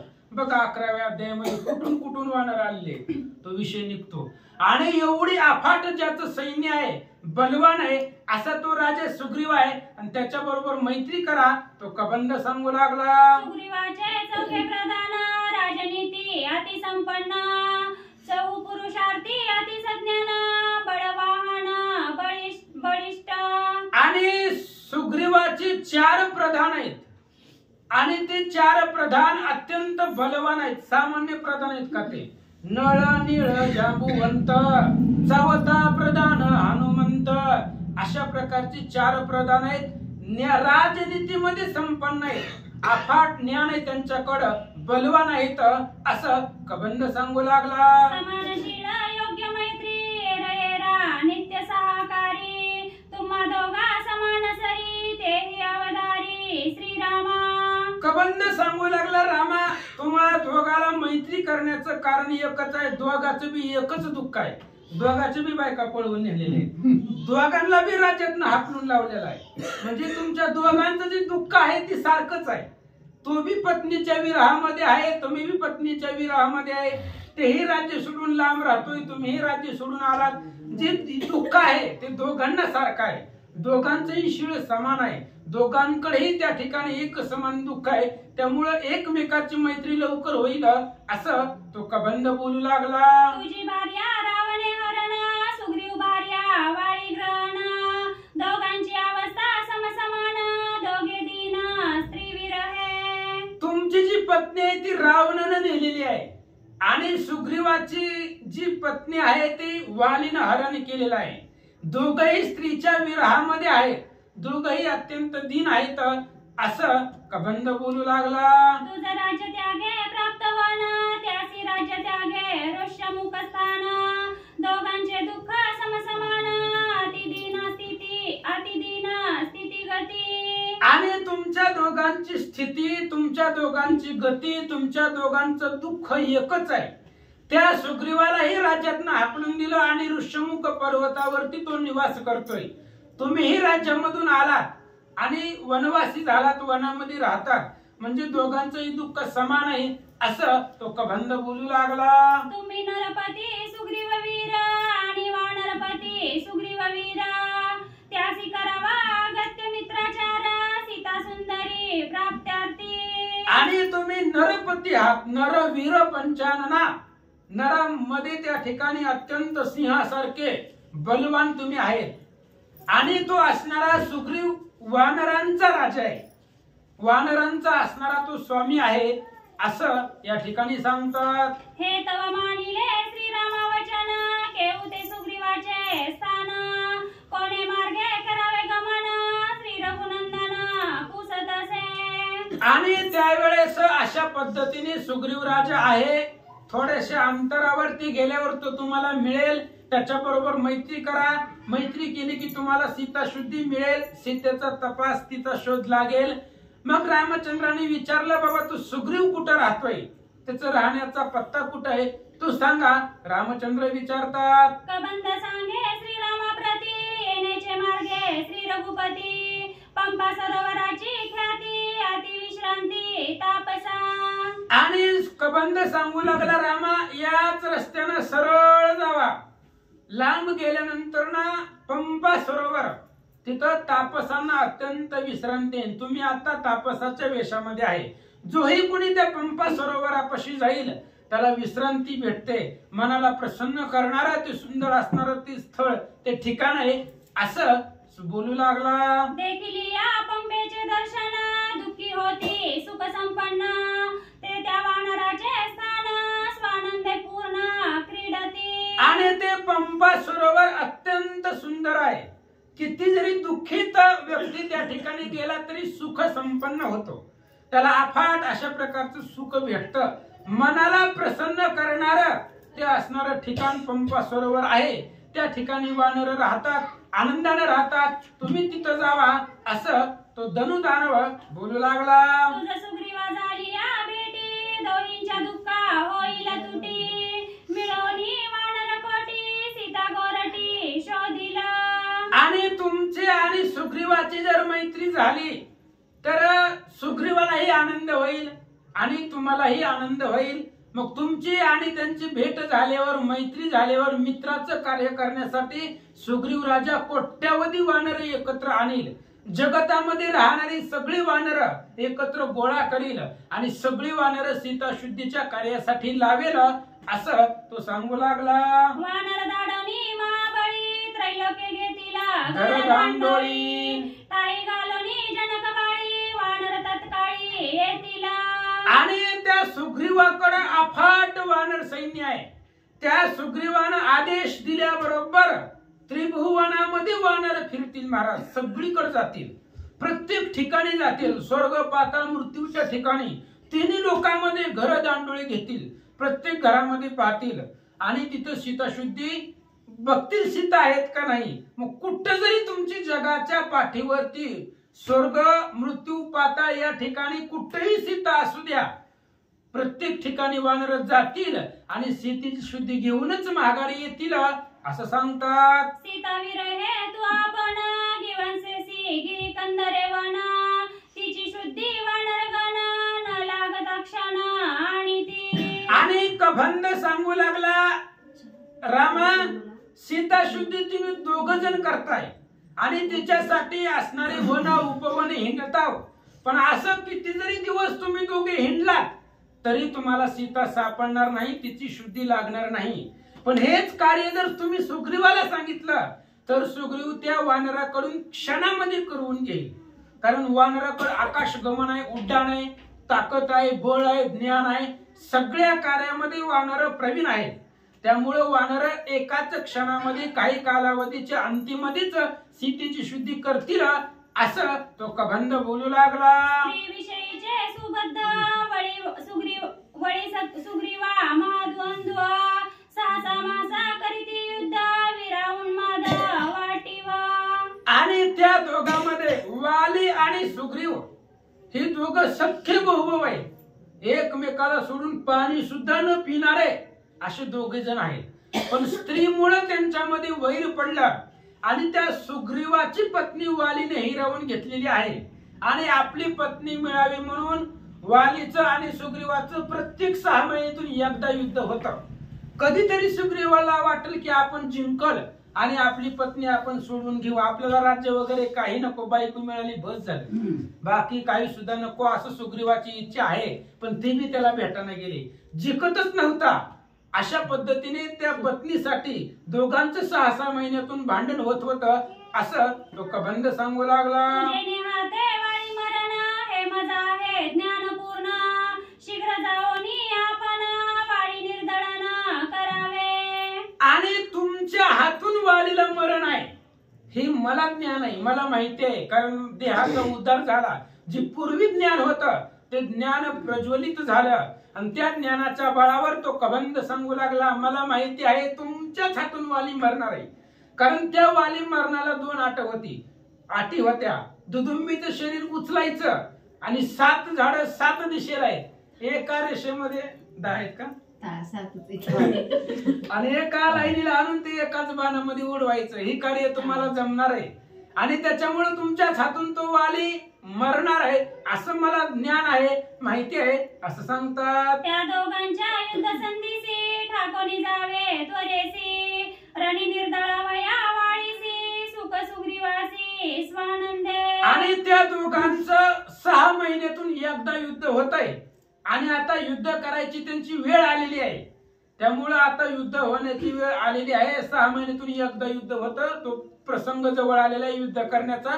तुम्ही त्या टाइममध्ये जावा आणि जाऊन वालीला मारा अशा पद्धतीने तो कबंध सांगू लागला. जे वाळीचे निर्दळन तेची सुग्रीवा मित्रत्व पूर्ण तेने तू पावशीला कल्याण सत्यवचन श्रीरामा.